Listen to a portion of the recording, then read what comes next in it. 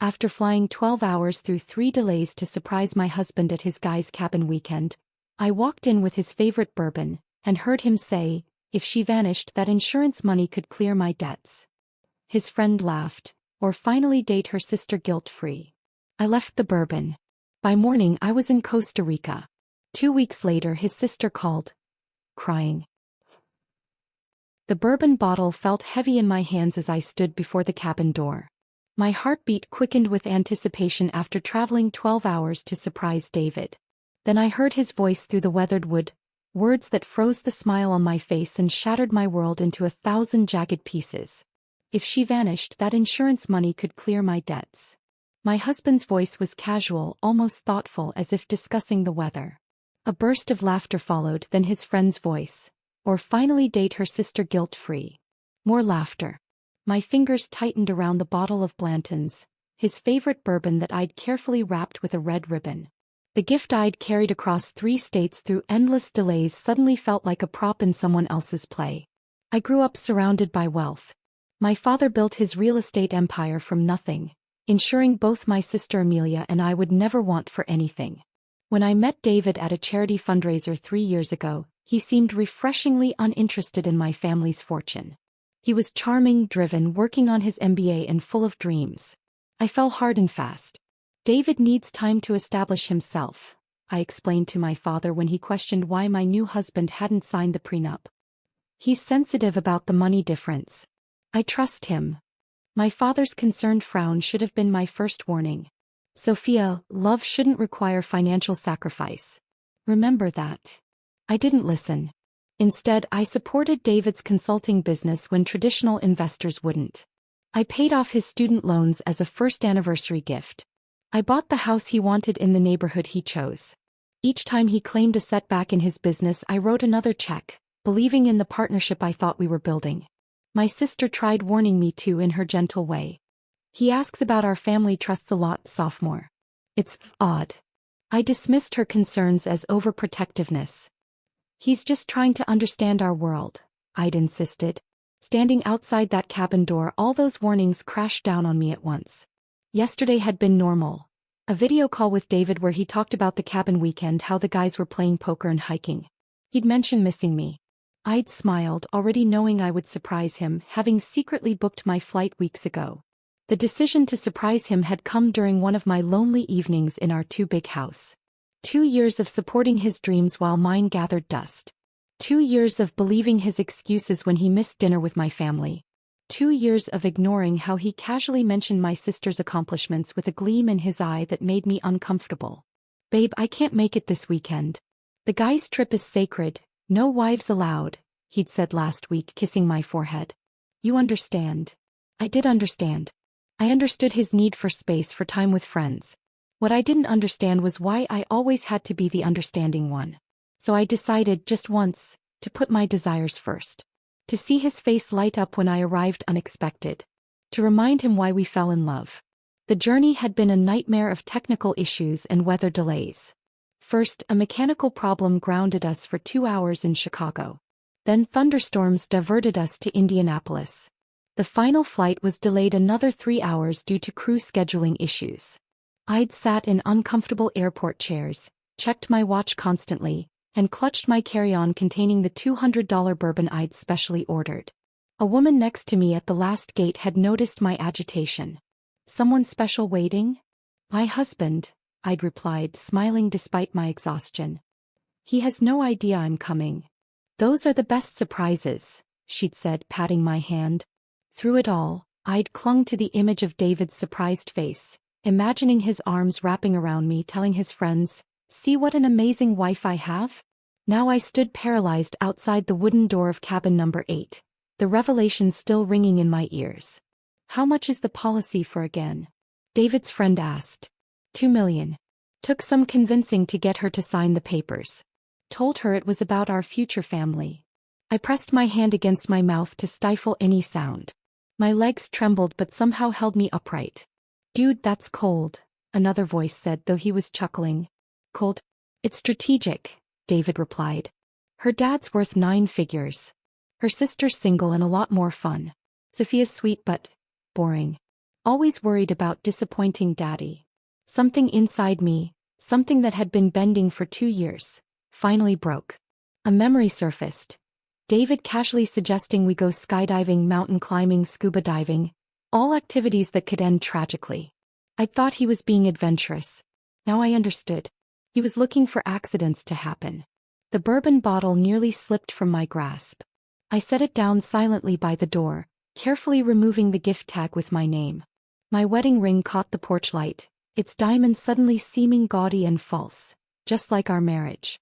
I backed away from the door, my designer suitcase forgotten beside the bourbon. Through the cabin window I caught a glimpse of them. David and 3 friends, cards and cash on the table, beers in hand. My husband was smiling, completely at ease while discussing my death. This man who kissed me goodbye at the airport 3 days ago. This man who promised to love me through sickness and health. This man who had access to every account, every asset I owned. My wedding ring felt like it was burning into my skin. I twisted it off as I walked back to my rental car, my mind racing through all the signs I'd ignored. The questions about my life insurance. The subtle distancing from my friends and family. The accidental meetings with my sister. As I slid into the driver's seat, I placed my wedding ring in the cup holder. A small, glittering testament to a marriage built on lies. For a brief moment, I considered confronting him, imagined the satisfaction of seeing his face when he realized he'd been caught. But self-preservation won out. If he was willing to contemplate my death for money, what else might he do when cornered? I started the engine and pulled away from the cabin that held the ruins of my marriage, tears finally breaking free. But beneath the devastation, something else was forming. A cold, clear determination. By morning I would be in Costa Rica. By the time David returned home I would be officially missing. Let him sweat. Let him wonder.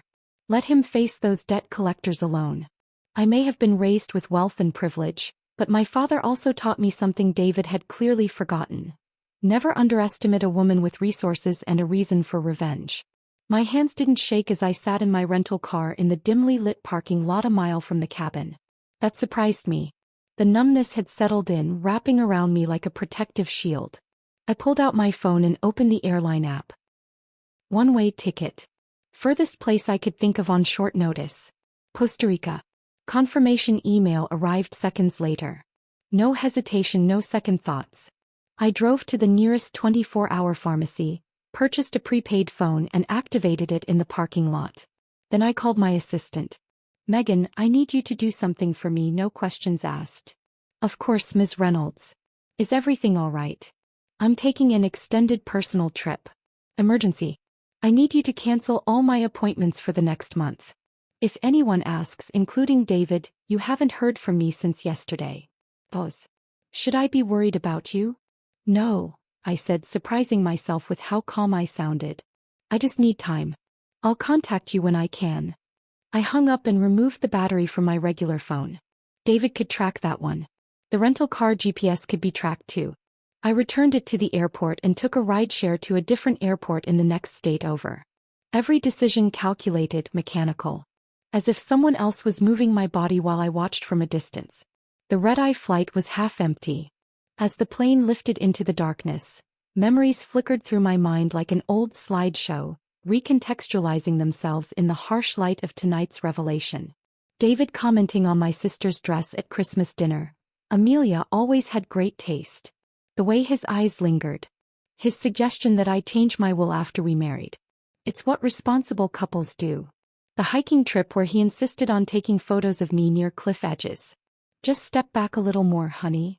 The swimming accident last summer, when I'd nearly drowned after he'd convinced me to swim further from shore than I was comfortable with. "You're stronger than you think," he'd said, then somehow wasn't nearby when I started struggling.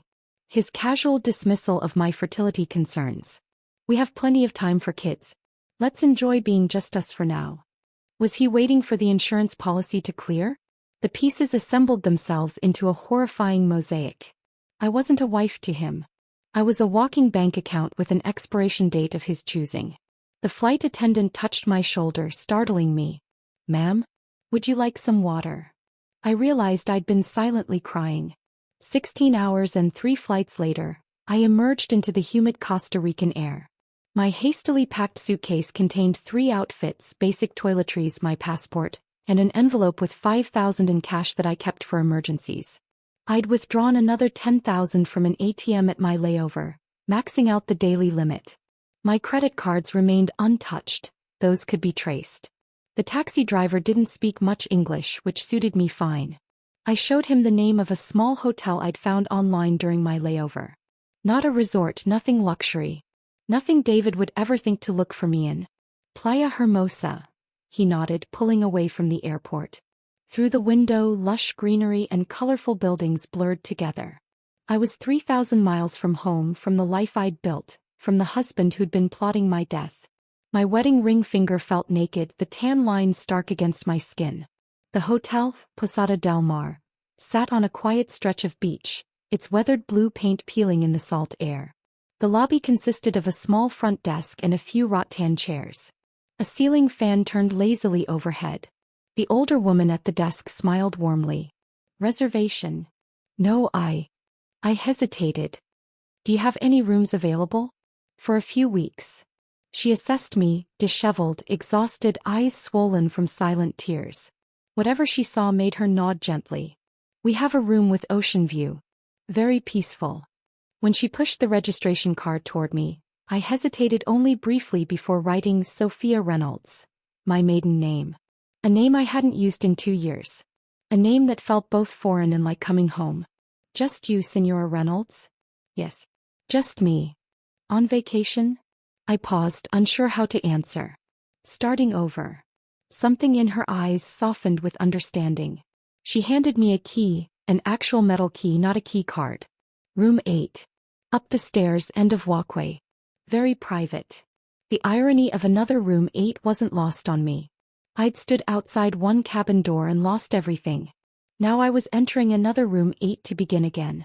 The room was simple, white walls, tile floor, a queen bed with a blue coverlet, and double doors that opened onto a small balcony overlooking the ocean. The bathroom had a shower with inconsistent water pressure. No air conditioning, just a ceiling fan. Nothing like the luxury hotels David and I usually stayed in. It was perfect. I dropped my suitcase and walked to the balcony. The sun was setting, painting the sky in shades of orange and pink. Waves crashed rhythmically against the shore. For the first time since hearing those devastating words, I took a deep breath. Night fell quickly in Costa Rica. I lay on the unfamiliar bed in the darkness, listening to the ocean and the unfamiliar sounds of night creatures. Reality began to crack through my protective numbness. My chest tightened. My breathing became shallow. Everything I'd been holding back crashed through. I curled into myself, sobs racking my body, muffled by the pillow I clutched against my face. I cried for the woman who had loved so blindly. For the future I thought I had. For the betrayal so deep I couldn't fathom its edges. He wanted me dead, I whispered into the darkness, the words making it real. The tears continued until there were no more left, leaving me hollow and spent. I dragged myself to the bathroom, splashed water on my face and caught my reflection in the spotted mirror. I hardly recognized myself. The woman staring back had shadows under her eyes and a hardness to her mouth that hadn't been there before. I returned to the bed and lay awake as the night hours crawled by. The ceiling fan created moving shadows across the walls. Somewhere nearby, music played faintly, then quieted. The ocean continued its endless conversation with the shore. As the first light of dawn crept through the thin curtains, I moved to the balcony and watched the sun emerge from the horizon, painting the water gold. Birds called to each other in the nearby trees. The world was continuing as if everything was normal. As if my life hadn't just imploded. I'd left everything behind. My home, my clothes, my identity as David's wife. All I had was myself. And for the first time in years I wondered if that might be enough. A knock on the door startled me. The hotel owner stood there with a tray, coffee, fresh fruit and toast. On the house, she said simply. First day is always the hardest. As she turned to leave, I found my voice. How did you know? She gave me a gentle smile. You're not the first woman to wash up on our shore looking for a new start, Senora. You won't be the last. After she left, I sipped the strong coffee and watched the beach come to life below. Locals walked their dogs. A fisherman pushed his boat into the surf. None of them knew me. None of them had expectations. For the first time since I'd heard those devastating words through the cabin door, I felt something other than pain. I felt possibility. For the first time since I'd heard those devastating words through the cabin door, I felt something other than pain. I felt possibility. Those words became my mantra over the next few days. I repeated them to myself each morning as I watched the sun rise from my balcony, coffee in hand. A ritual Sophia, the hotel owner, had established without asking. She'd appear at my door each morning, tray in hand, gentle smile on her weathered face. On my third day, when I tried to pay her for the daily breakfast service, she waved away my money. "First you heal. Then we talk business," she said firmly. That afternoon she knocked on my door again. "Come. Walk with me." I hesitated, but something in her motherly authority made me follow. We strolled along the shoreline, her sandaled feet leaving perfect impressions in the wet sand. "My husband left me for my cousin 20 years ago," she said without preamble. "I wanted to die. Dad, I bought this hotel. Sometimes the best revenge is simply living well." I stopped walking. "How did you know?" Sophia smiled. "Your eyes. They have the look of a woman betrayed. Different details, same pain." She gestured to the horizon. "Costa Rica has a way of rebuilding broken people." That evening I sat on my balcony watching tourists laughing on the beach below, couples holding hands, families building sandcastles, and felt a sudden, overwhelming isolation. I'd spent 3 days hiding in my room, nursing wounds no one could see. But what was I hiding from? David didn't know where I was. No one did. The next morning I ventured out before Sophia's breakfast delivery.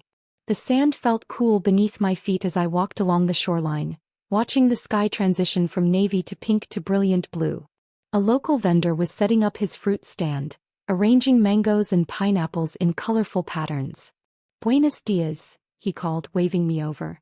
He sliced a piece of mango and handed it to me. The sweetness exploded in my mouth, a reminder that pleasure still existed in this world. This became another ritual. Morning walks, fresh fruit, exchanged smiles with locals who asked nothing of me. Each day I ventured a little further from the hotel. Each day the weight on my chest lightened fractionally. A week into my self-imposed exile, I passed a small salon tucked between a souvenir shop and a cafe. Through the window I caught my reflection, long hair pulled back in my signature neat ponytail. David had always loved my hair, called it my crown. He'd complain whenever I suggested cutting it. Before I could reconsider, I walked into the salon. The stylist, a young woman with vibrant blue streaks in her dark hair, looked up and smiled. "Can I help you?" "I want it all gone," I said, pulling the elastic from my ponytail and letting my hair fall around my shoulders. "Short. Different. Not me, at least not the old me." She studied my face, then nodded. "I know exactly what you need." I closed my eyes as she worked, the snip of scissors oddly comforting. When she finally turned my chair toward the mirror, I barely recognized myself. My hair now fell in choppy layers that framed my face, highlighting cheekbones I'd forgotten I had. I looked younger. "You're beautiful," the stylist said, satisfaction in her voice. I touched the ends of my hair. "Yes," I agreed. "It is." From the salon I walked to a small boutique selling locally made clothing. I purchased flowing linen pants, colorful cotton tops, comfortable sandals. Nothing like the designer labels that filled my closet at home. I threw away the clothes I'd packed, keeping only the practical items. The woman I'd been, the one who wore silk blouses and tailored slacks, who coordinated her accessories with precision, seemed like a stranger now. That evening, Sophia nodded approvingly at my transformation. "Now you look like you belong here." "I'm starting to feel like I do," I admitted. 2 days later, wandering through a quiet side street, I discovered a small art gallery. Paintings of local landscapes filled the walls. Vibrant, emotional interpretations of beaches and jungles that captured something beyond mere appearance. An elderly man sat in the corner, sketching. "You like art?" he asked in accented English, noticing my interest. "I used to paint," I replied. "Years ago. Before David. Before I set aside my creative pursuits to support his dreams. Before I became the perfect corporate wife." The man, Miguel, I later learned, handed me his sketchbook and a pencil. "Show me." I hesitated, then sat beside him. My first strokes were tentative, but soon my hand remembered what my mind had forgotten. The curve of the coastline, the texture of palm fronds, the play of light on water. I lost track of time, lost in the simple joy of creation. "You have talent," Miguel said when I finally looked up. "Come back tomorrow. I teach you more." I did go back, day after day. The small gallery became my sanctuary.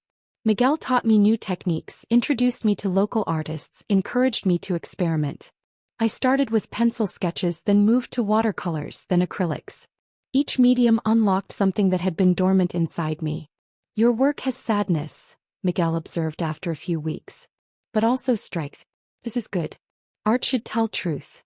3 weeks into my stay, I finally accessed my email through the hotel's public computer. Over 200 messages awaited me, increasingly frantic ones from David, concerned ones from friends, a few from my sister wondering why I wasn't responding to her texts. The most recent from David was addressed to the police, copied to me, reporting me as a missing person, describing me as emotionally fragile and possibly suicidal. My hands trembled as I logged into our joint bank account, the one where my monthly allowance from my trust fund was deposited. The balance was zero. Every penny transferred to an account I didn't recognize 2 days after I disappeared. My separate personal account, the one David didn't know about, remained untouched. I sat back staring at the screen. He was already collecting, assuming I was dead or as good as. The insurance policy wouldn't pay out yet, but he'd taken what he could reach. The final confirmation of his betrayal should have devastated me. Instead, it hardened my resolve. That evening, as I sat on my balcony with a glass of local wine, Sophia joined me. We watched the sunset in companionable silence before she spoke. "You look different today." Decision made. I nodded. "I think it's time to stop running and start fighting back." Sophia raised her glass. "To phoenixes then. Rising from ashes." I clinked my glass against hers. The woman who had arrived at Posada del Mar, broken, betrayed, lost, was gone. In her place sat someone stronger. Someone with a plan. I clinked my glass against Sophia's. "To phoenixes then. Rising from ashes." The plan was still forming, nebulous but strengthening. Over the next few days, I began making notes, researching legal options, contacting my personal attorney through an encrypted email service. I was careful, methodical, the way my father had taught me to be with business decisions. This was, after all, the most important negotiation of my life. That afternoon, I was dozing in the hammock on my balcony, lulled by the rhythmic sound of waves, when an unfamiliar ringtone startled me awake. For a moment, I was disoriented. It wasn't my phone ringing. Then I remembered the prepaid phone I'd purchased nearly 2 weeks ago, the one I'd given the number to exactly one person. Megan, my assistant. I fumbled for it, heart suddenly racing. "Hello. Ms. Reynolds." Megan's voice was low, urgent. "I'm so sorry to disturb you, but there's someone needs to speak with you. It's important." Before I could respond, there was rustling, then a new voice came on the line. Shaky, tear-filled, but immediately recognizable. "Sophia? Oh my God, you're alive. Thank God. I didn't know who else to call. Your assistant wouldn't tell me anything, but I begged her. Rebecca. David's sister. My sister-in-law. The woman who'd been my friend long before she became my family. How did you get this number?" "I've been calling everyone trying to find you. David said you disappeared, that you might have hurt yourself." Her voice broke. But I knew, I hoped. I sat up straight, instantly alert. "Rebecca, slow down. What's happening?" A sob escaped her. "There are men at David's house, our house. Dangerous men. They say he owes them money. A lot of money. They threatened him, Sophia. They threatened me." My stomach tightened. "What kind of men?" "The kind who break things. Fingers. Faces." Her voice dropped to a whisper. "They gave him 3 days to pay or they'll make an example of him. They know about me, about my house. They said if he runs, they'll take my house instead." My mind raced. Rebecca owned a small, charming craftsman she'd purchased with her teacher's salary and a loan from their parents. She'd renovated it herself, painted every wall, planted every flower in the garden. It was her pride, her sanctuary. "How much does he owe?" I asked, already dreading the answer. $300,000, she whispered. "Gambling debts. I had no idea it was this bad, Sophia. None of us did." The pieces clicked together with sickening clarity. The desperate need for my insurance money. The attempts to access my trust fund. The constant financial setbacks in his business. Not business losses at all, but gambling debt. When did this start? I don't know exactly. He's always liked to bet on games, but this? The men said he's been building this debt for over a year. High-stakes poker, sports betting, even some underground casino. She paused. He kept asking to borrow against my house 2 months ago. I said no. Now I understand why. I closed my eyes, remembering the weekend trips with clients, the late nights at business dinners, the mysterious calls he'd take in another room. All those lies. Where is he now? Drinking himself stupid at his place. Sophia, he's a mess. You disappearing broke him. The police suspect him in your disappearance, did you know that? And now these men. I'm scared for him. The irony was almost too much. The husband who'd contemplated my death for financial gain was now being investigated for my disappearance. Under different circumstances, it might have seemed like perfect justice. Why are you calling me, Rebecca? I kept my voice steady, though my hands were shaking. What do you expect me to do? She hesitated. I thought, if you came back, explain to the police that you just needed time away. And maybe with your family's connections, the money. You want me to pay his gambling debts. It wasn't a question. I know it's asking a lot. But they'll hurt him, Sophia. Maybe worse. And I'll lose my house. Everything I've worked for. Rebecca, always the protector of her younger brother. Always making excuses for him. Always cleaning up his messes. I'd admired that loyalty once. Now it just made me sad. Does he know you're calling me? No. He thinks you're. She couldn't finish the sentence. Dead. My husband thought, hoped, I was dead. And his sister was asking me to rescue him from the consequences of his actions. I need time to think, I said finally. I'll call you back on this number. I hung up before she could respond and immediately called Megan back. How did she find you? I demanded. She showed up at the office hysterical, saying it was life or death. I'm so sorry. It's okay, I sighed. Just, no one else understood? Not even if they're crying. After hanging up, I walked to the beach, mind churning. The smart move was to stay hidden, let David face the consequences of his actions. Let him experience what it felt like to be desperate, afraid, alone. The debt collectors weren't my problem. His gambling addiction wasn't my problem. Her house wasn't my problem. But Rebecca had been my friend. She'd welcomed me into their family when my own was skeptical of David. She'd defended me when her mother made snippy comments about my wealthy upbringing. She'd been genuine in her affection, unlike her brother. I picked up a stone and hurled it into the ocean, watching it disappear beneath the waves. The choice before me wasn't just about David. It was about what kind of person I wanted to be in this new life I was building.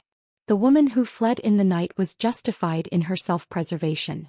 But the woman I was becoming, stronger, clearer, more purposeful, she needed to make decisions she could live with. I returned to my room and called my attorney.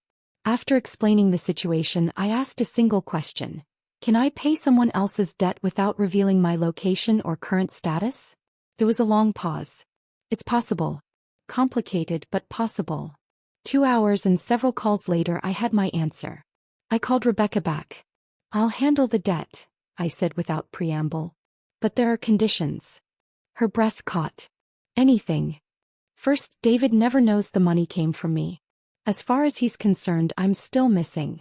But the police. I've arranged for evidence of my international travels to be discovered. The investigation will shift from homicide to a missing person who doesn't want to be found. Second, you get David into rehab for his gambling. Real rehab, not a weekend program. Of course. Yes. And third, I continued, you sell your house and move. Somewhere he doesn't know about. Somewhere safer. Silence stretched between us. You think he'd hurt me? I thought of the cabin, his casual discussion of my death. I think a desperate man is unpredictable. And David is very desperate right now. After another long pause, she agreed. Before hanging up, she asked the question I'd been dreading. Sophia, what happened? Why did you leave like that? I closed my eyes, debating how much to tell her. Let's just say I overheard something that made me realize our marriage wasn't what I thought it was. Something unforgivable. Another long silence. Was it about me? My breath caught. What do you mean? David, he's always had this idea that you and I, that we. She couldn't finish. That you and I what, Rebecca? That we should be together. That I had feelings for you. Her voice was barely audible. It's why his last girlfriend left. He kept comparing her to you, then suggesting that we. The floor seemed to tilt beneath me. His friend's voice echoed in my memory. Or finally date her sister guilt-free. Not my sister. His sister. Rebecca, I said carefully, what exactly did David tell you about me? Rebecca, I said carefully, what exactly did David tell you about me? The line went silent for so long I thought we'd been disconnected. Finally her voice returned, small and uncertain. That you were unstable. That you had episodes. That you sometimes confused reality with fantasy. She paused. He said you accused him of things he never did, that you had paranoid thoughts about him wanting your money. A cold fury settled in my chest, so intense it felt like ice spreading through my veins. Not only had he planned my death, but he'd been laying groundwork to discredit me, painting me as mentally unstable to his own sister. I'm going to help you, Rebecca, I said, my voice steadier than I'd expected. But after this is done, we need to have a longer conversation about your brother. After arranging for the debt payment through my attorney, I made another call to Carlos Mendez, a private investigator my father had used for corporate matters. I'd met him several times at company events and trusted his discretion.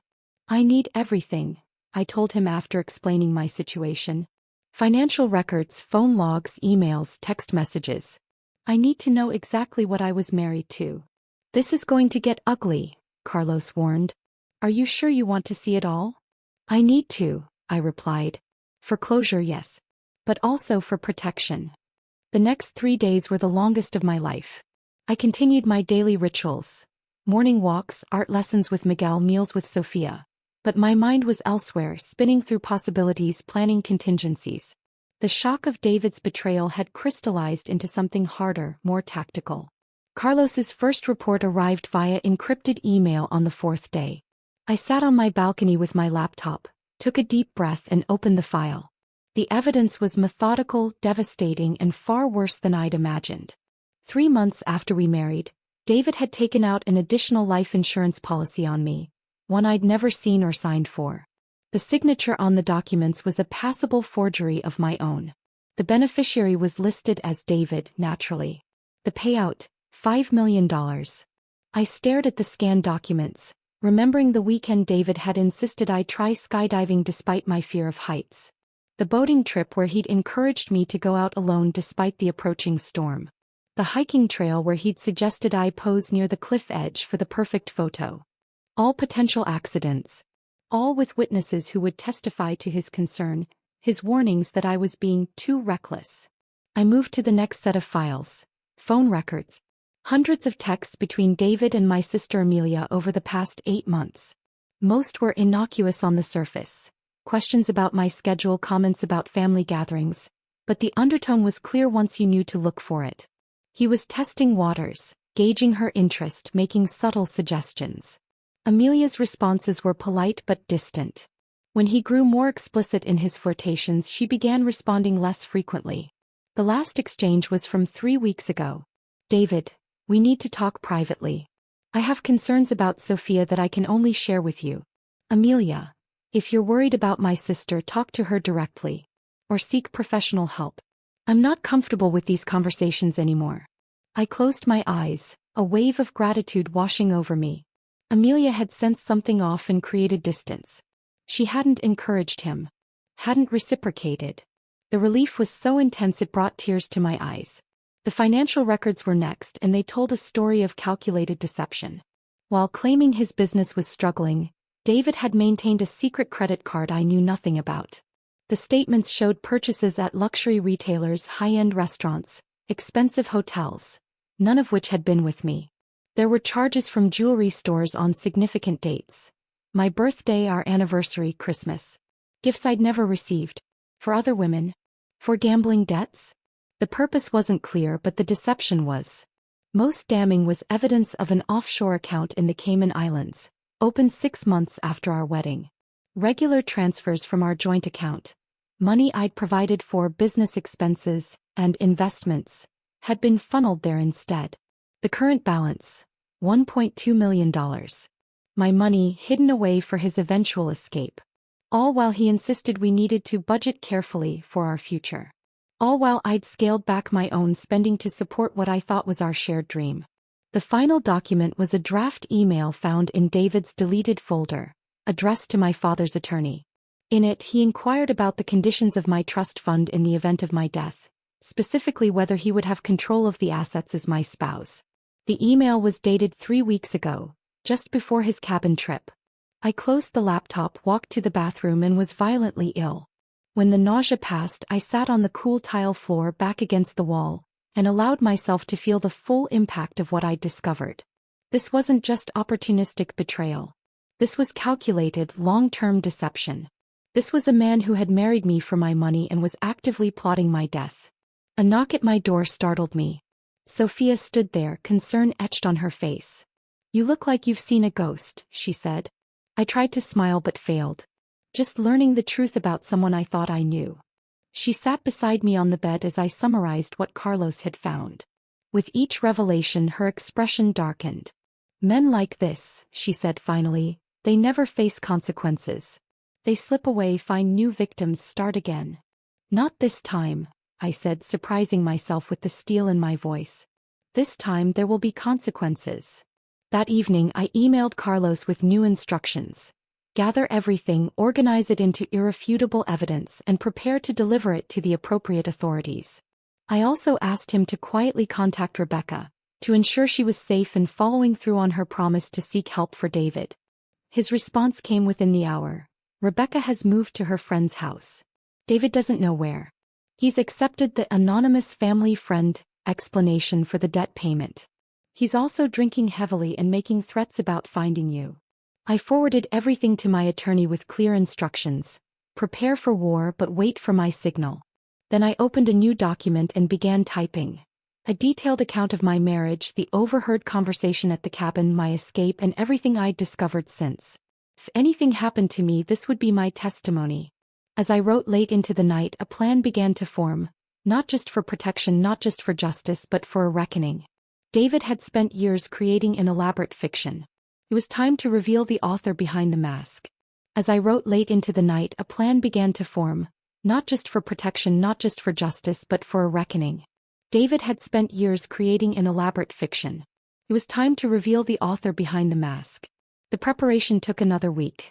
I needed everything to be perfectly timed, every contingency planned for. This wasn't about revenge, a hot, impulsive action fueled by hurt. This was about justice, cold, deliberate, and complete. First, I consolidated my financial position. With Carlos's help, I transferred remaining funds from joint accounts into secure ones David couldn't access. I contacted credit card companies to flag suspicious activity, backdating the requests to before my disappearance. I had my attorney draft an emergency petition to freeze the offshore account, ready to file at the right moment. Next came the legal preparations. I organized every piece of evidence into a comprehensive file. The forged insurance documents, the unauthorized policy increases, the financial fraud, the offshore accounts. Each transgression methodically documented, each connection clearly drawn. I had Carlos make multiple copies, stored in different secure locations. My appearance needed to change further. The haircut was a start, but not enough. I didn't want to be recognized before I was ready. I bought contact lenses that changed my eye color from blue to brown.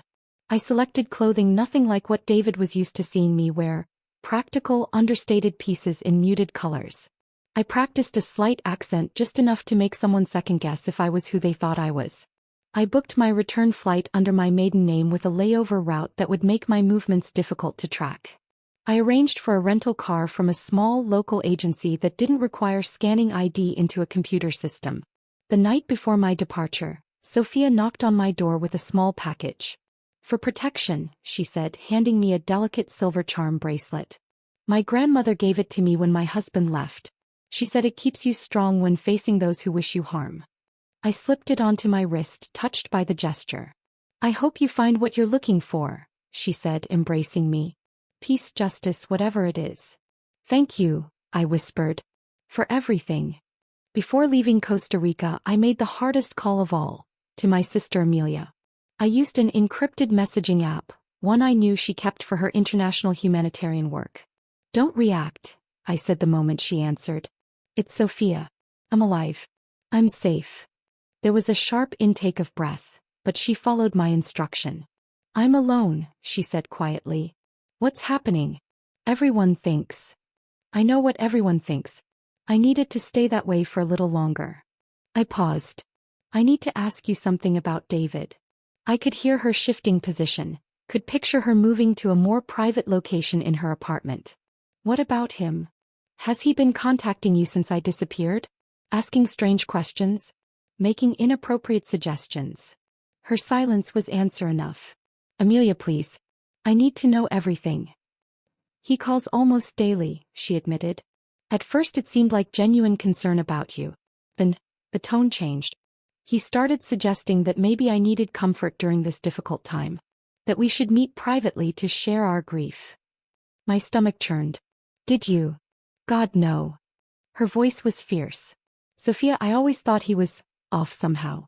Too perfect. Too rehearsed. I never understood what you saw in him. Tears pricked my eyes.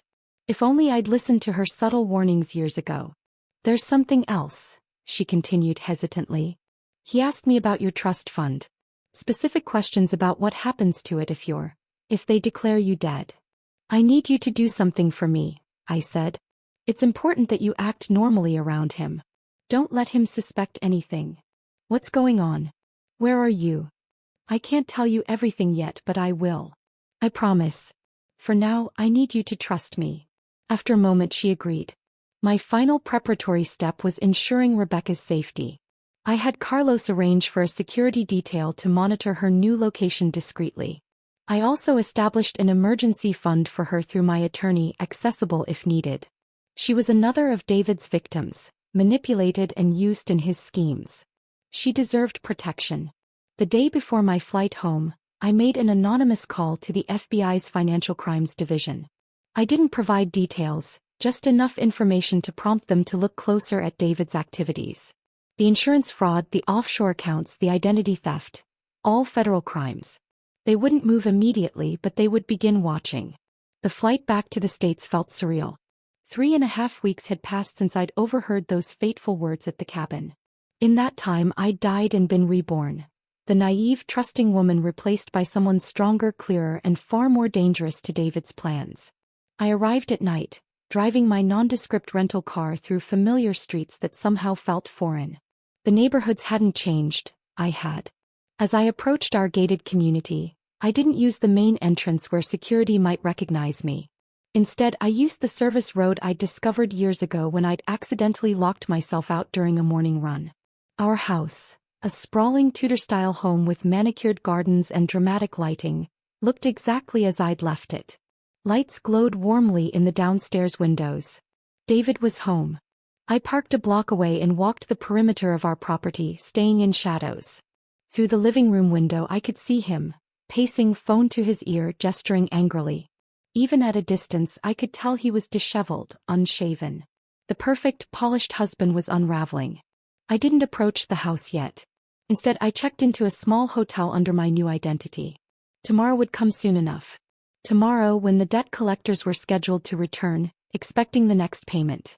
Tomorrow, when David would discover that his carefully constructed world was about to collapse. In my hotel room I laid out everything I would need for the confrontation. The evidence files, the legal documents, the digital recordings. I charged my devices and prepared the small audio recorder I would keep in my pocket. I slept surprisingly well that night, dreamless and deep. When I woke I didn't feel fear or anxiety, just a calm certainty. I dressed carefully in clothes that gave nothing away, applied minimal makeup, and wore the silver charm bracelet Sophia had given me. As the sun set I drove back to our neighborhood. This time I didn't hide in shadows. I walked directly up our curved driveway, past the fountain that had been David's insistence, toward the massive front door with its decorative leaded glass. I didn't use my key. I didn't belong to this house anymore. Instead I rang the doorbell and waited, standing tall and unafraid as footsteps approached from inside. I didn't use my key. I didn't belong to this house anymore. Instead, I rang the doorbell and waited, standing tall and unafraid as footsteps approached from inside. The door swung open. David stood there, unshaven, hair disheveled, wearing the same Columbia Business School sweatshirt he'd had since we met. For a split second he didn't recognize me. The new hair, the contacts, the different clothes. Then his eyes widened in disbelief. "Sophia?" he whispered, his face draining of color as though he'd seen a ghost. In a way he had. I stepped forward, not waiting for an invitation. "We need to talk." He backed away automatically, his mouth opening and closing without words. I walked past him into the foyer, the marble floor echoing under my steps. The house smelled stale, unwashed dishes, day-old takeout containers, the faint scent of whiskey. "You're alive," he finally managed, following me into the living room. "Where have you been?" "I've been out of my mind with worry. The police thought that you killed me?" I turned to face him, my voice steady. "Yes, I imagine that was inconvenient for your plans." His expression shifted rapidly, shock giving way to tentative relief, then wariness. "What are you talking about? I've been searching everywhere for you." He moved toward me, arms outstretched as if for an embrace. "Baby, I thought I'd lost you." I stepped back. Don't even try."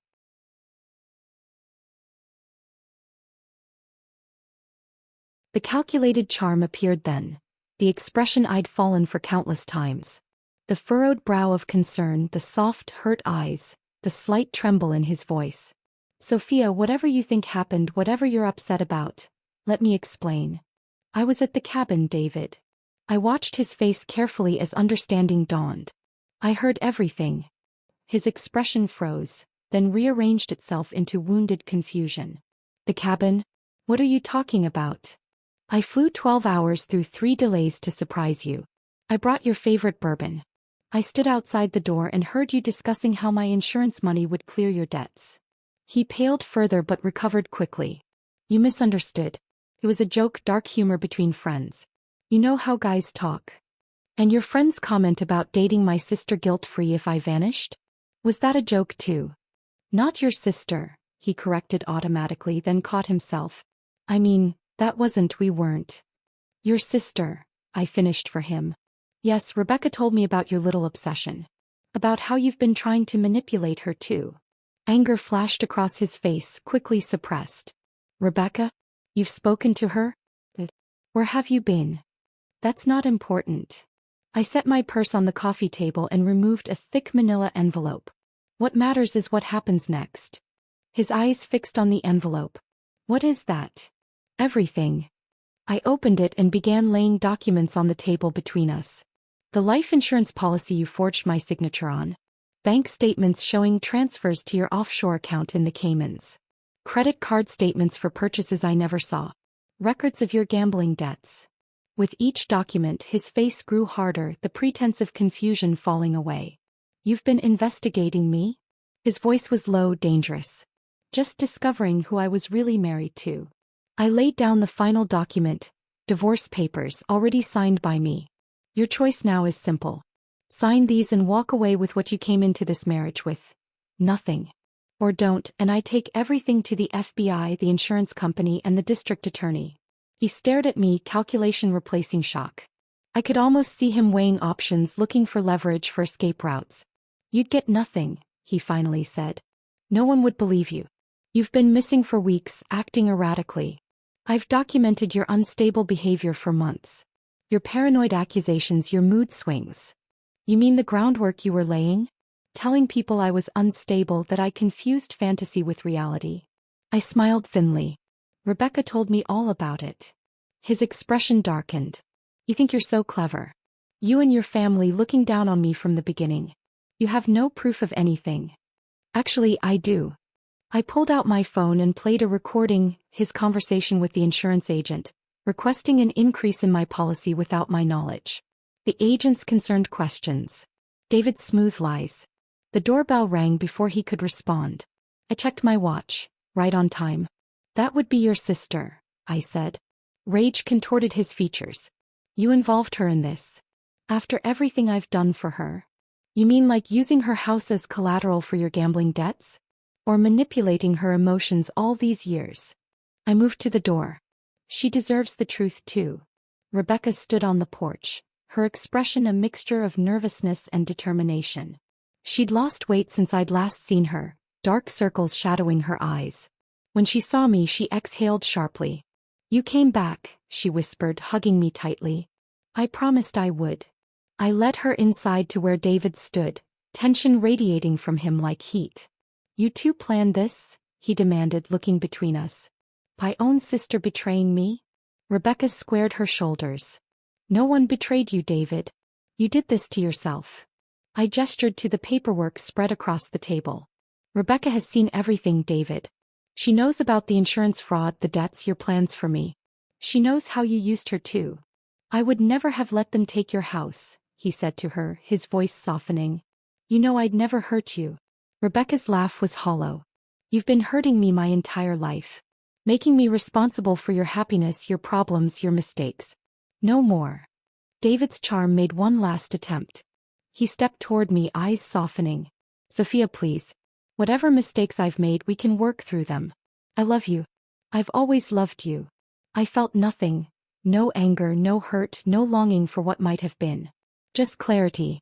"Sign the papers, David," I said quietly. "Or the police get copies of everything tomorrow morning." Something in my voice must have convinced him. He knew he was cornered. With a shaking hand, he signed each page I indicated. "What happens now?" he asked, suddenly looking smaller, diminished. "Now you get what most people in your situation never receive: a second chance. The divorce gives you 30 days to leave the state. The debt to those men has been paid. Your criminal activities remain between us, as long as you never contact me, Rebecca, or my family again." Rebecca touched my arm. "Are you sure about this? After everything he did?" I nodded. "I don't need revenge. I need closure." I gathered the signed papers and the evidence, returning them to my bag. David watched, silent now, defeat evident in the slump of his shoulders. At the door, I turned back one last time. "The debt collectors won't return tomorrow. But federal agents might if you make one wrong move. Remember that." Rebecca and I walked out together, down the curved driveway past the pretentious fountain, through the wrought iron gates that had once represented security but now felt like a prison escaped. Neither of us looked back. In my rental car, Rebecca finally broke the silence. "What will you do now?" I touched Sophia's charm bracelet, thinking of the small hotel in Costa Rica, of Miguel's art studio, of the peaceful mornings watching the sunrise over an endless horizon. "Live," I said simply. "On my own terms. No more dimming my light for anyone." As we drove away, I felt the last chains of my old life falling away. David had wanted my death, but instead he'd given me rebirth. He'd desired my fortune, but I'd reclaimed something far more valuable: my sense of self, my power, my freedom. The road ahead stretched before me, full of possibilities I'd once been afraid to imagine. For the first time in years, I couldn't wait to discover where it would lead. 3 months later, I stood on the deck of my new beachfront studio in Costa Rica, watching the sunset paint the sky in brilliant oranges and pinks. My latest painting, a woman walking away from shattered glass, sat drying on an easel. Sophia appeared with 2 glasses of wine. "Your gallery showing next week is already sold out," she said, handing me a glass. "Miguel says you're his most talented student in 20 years. I smiled, thinking of how far I'd come since that night at the cabin. Rebecca had moved to Colorado, using part of the fund I'd established to open a small bookstore she'd always dreamed of. My sister Amelia had visited last month, finally meeting the real me, not the perfect corporate wife, but the artist with paint-stained hands and sun-streaked hair. As for David, I'd heard through my attorney that he'd left the country after the FBI began investigating his financials. The insurance company had launched their own fraud investigation. His carefully constructed world had collapsed like a house of cards. I took a sip of wine, feeling the warm breeze against my skin. "You know what the strange thing is? I should thank him." Sophia raised an eyebrow. "If I hadn't overheard him that night, I might have spent my entire life being who he wanted me to be instead of discovering who I really am." "To unexpected blessings," Sophia said, raising her glass. I clinked mine against hers. "And to bourbon left behind." We stood in comfortable silence as the last light faded from the sky, and I felt something I hadn't known in years: the quiet contentment of being exactly where I was supposed to be, exactly who I was meant to be. Sometimes the greatest revenge isn't making someone pay for what they've done. It's refusing to let what they've done define who you become.